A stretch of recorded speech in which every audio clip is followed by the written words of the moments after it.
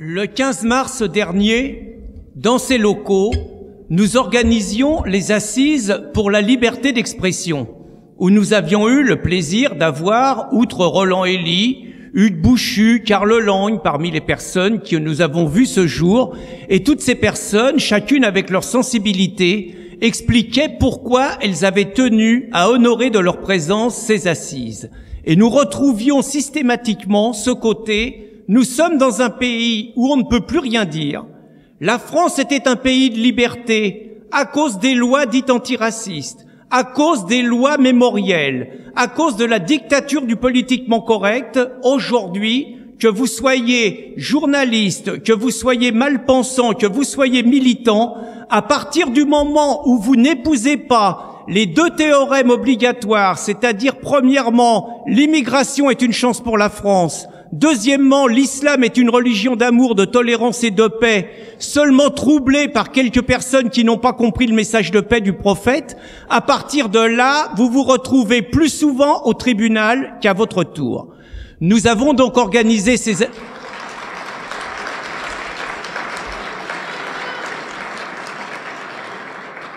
Nous avons donc organisé ces assises le 15 mars, et le moins qu'on puisse dire est que, hélas, l'avenir nous a donné raison quant à la nécessité d'avoir organisé cet événement. Car qu'avons-nous constaté depuis le 15 mars?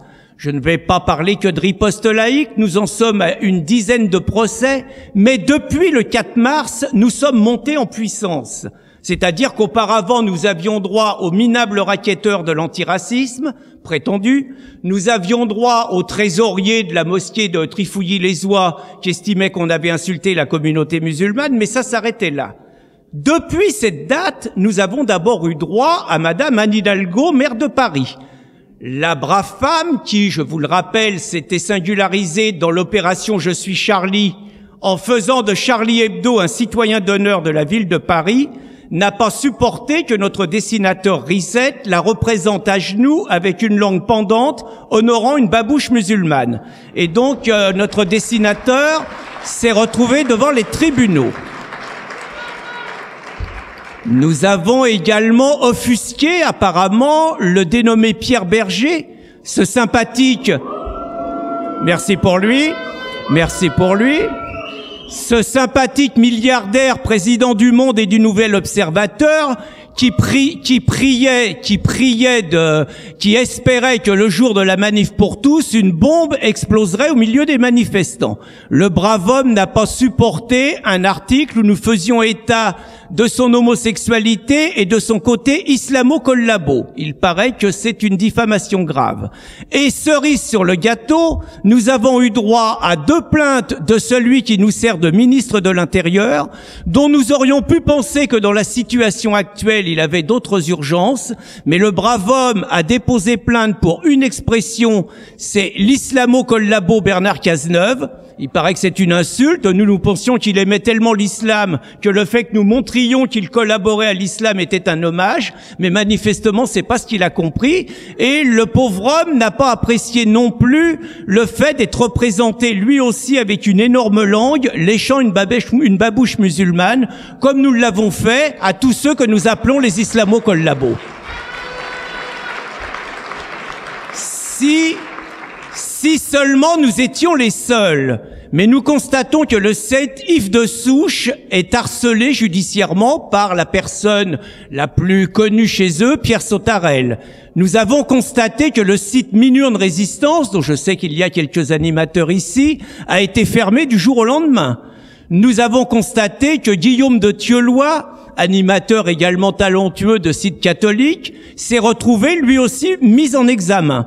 Mais nous avons constaté également l'invraisemblable condamnation du journal Minute pour sa une sur Christiane Taubira, qui très franchement ne casse pas 4 pattes à un canard, si j'ose dire.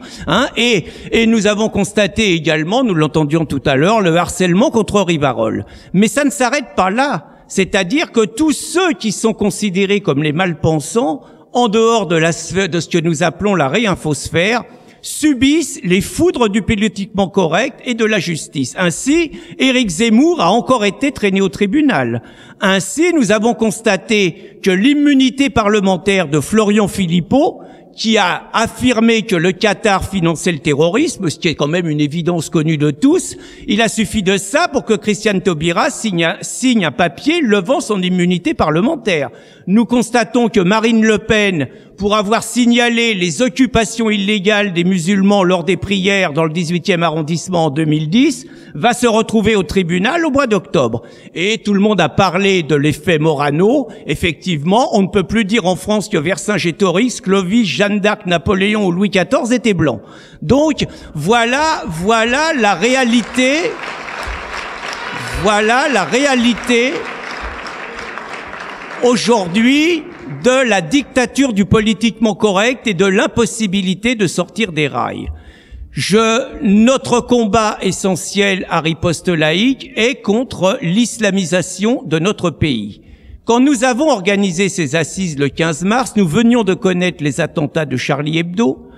Nous ne savions pas encore, et là encore nous étions ensemble avec Roland Elie, que fin juin 2015, nous aurions la première décapitation islamique en France, avec donc Hervé Cornerat décapité par son salarié Yassine Sali, que les autorités ont essayé de réduire à un simple conflit du travail, et que nous avons eu simplement des réactions à Paris, à Montpellier avec Richard Roudier et à Quimper avec les Bretons. Et nous n'avons pas eu d'autres réactions en France sur cette première décapitation.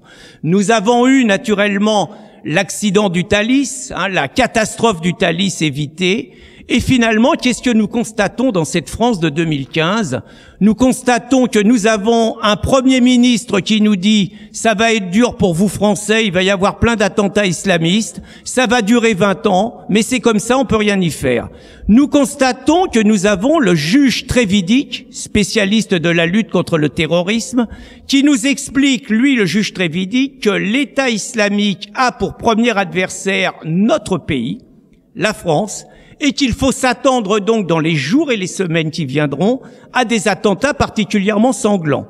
Nous constatons régulièrement au quotidien que nos policiers, nos gendarmes sont souvent l'objet d'agressions de ce que nous appelons les islamo-racailles, qui sont absolument certains de bénéficier d'une impunité totale de la part des juges Murdécon de Taubira.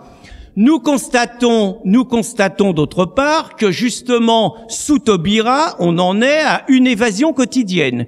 Et qu'aujourd'hui, y compris des gens classés comme terroristes potentiels, se voient remis en liberté et qu'un policier qui va peut-être mourir vient d'en être la victime.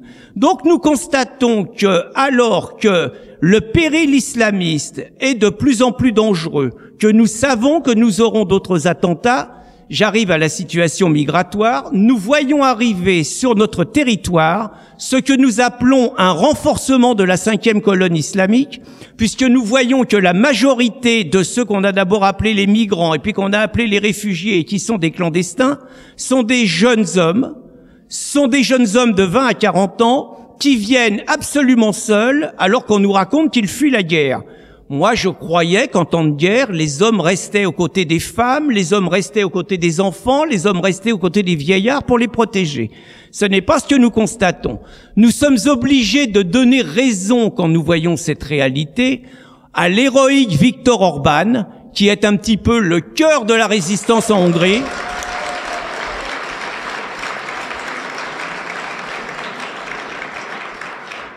qui nous a expliqué très clairement que ce qu'il voyait en Hongrie et dans l'ensemble de l'Europe ne lui paraissait pas du tout le profil de réfugiés, ne lui paraissait pas du tout le profil de pauvres gens, mais lui paraissait plutôt le profil de combattants, de guerriers qui étaient là en conquête et qui étaient là pour venir continuer le travail de la 5e colonne islamique en France depuis une trentaine d'années.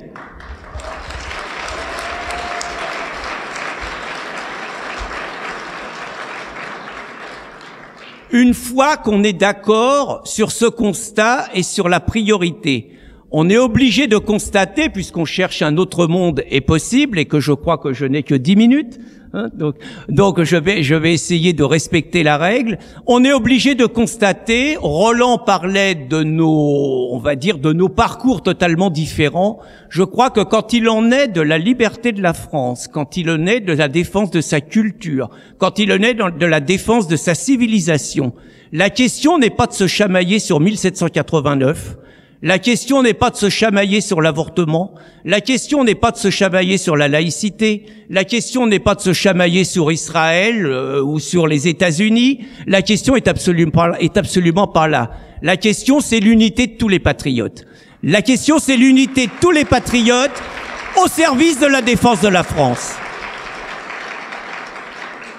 et au service de la défense de la liberté d'expression. Quelles que soient les intimidations, quelles que soient les menaces, quels que soient les procès dont nous sommes l'objet, nous continuerons à dire que l'islam est incompatible avec les valeurs de la France. Nous continuerons à l'expliquer parce que l'islam est incompatible avec l'égalité des hommes et des femmes.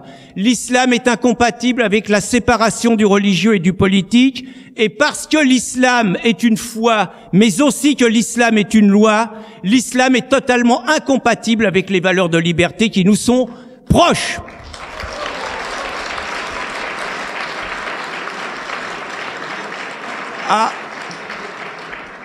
À partir de là, alors que nous avons des dirigeants qui continuent à nous imposer une mosquée par semaine en France. Vous savez, la célèbre boutade, UMPS. Tout le monde croit que UMPS, c'était l'UMP et le PS. Non, UMPS, ça veut dire une mosquée par semaine. Et c'est la réalité qu'on connaît.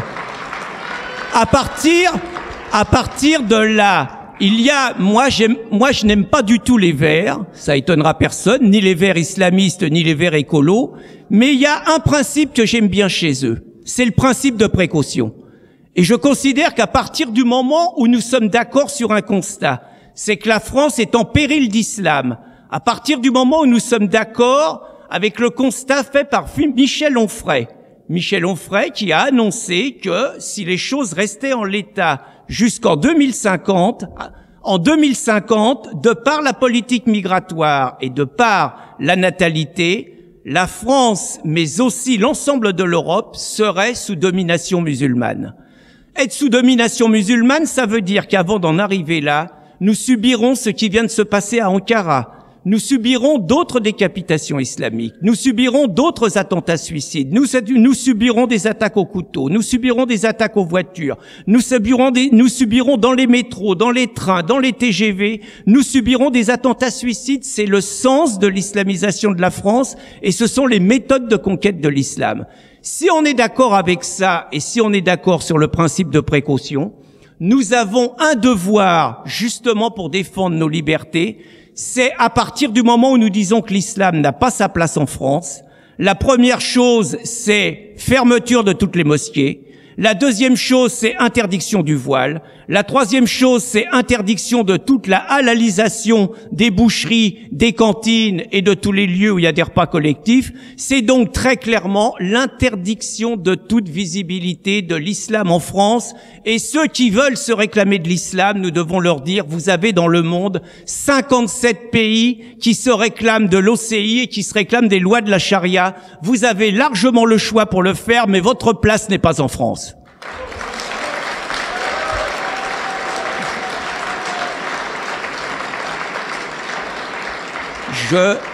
Je voulais terminer sur l'indispensable. Je parlais de l'unité des patriotes.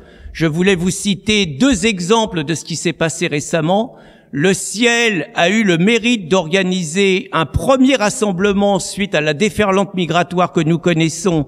Le Ciel a organisé un premier rassemblement devant l'ambassade d'Allemagne. J'ose espérer que ça sera pas le dernier et que des ambassades symboliques comme d'un côté l'ambassade de Hongrie, mais aussi l'ambassade d'Arabie Saoudite, complètement pour autre chose, auront la visite de tous les patriotes. La première pour les aider, pour les encourager. La deuxième pour leur dire, les réfugiés, les clandestins, prenez-les chez vous.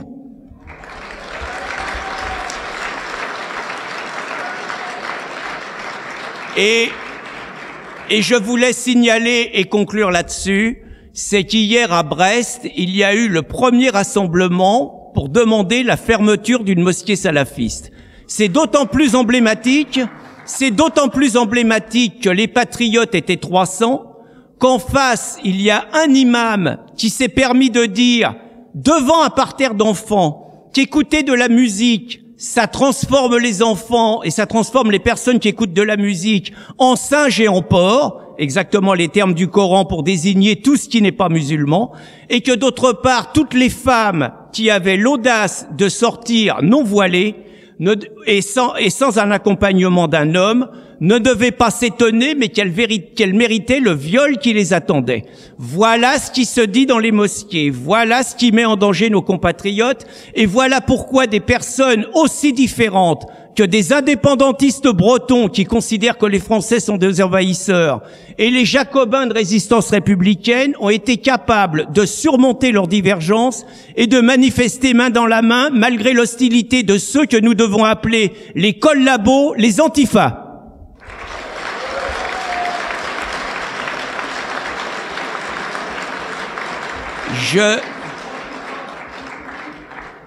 Je terminerai donc, puisque je sens le regard bienveillant de Roland, je terminerai donc sur la liberté en disant que là où l'islam passe, la liberté trépasse, et que si nous voulons sauver nos libertés, nous devrons éradiquer l'islam dans nos villes, en France et dans toute l'Europe.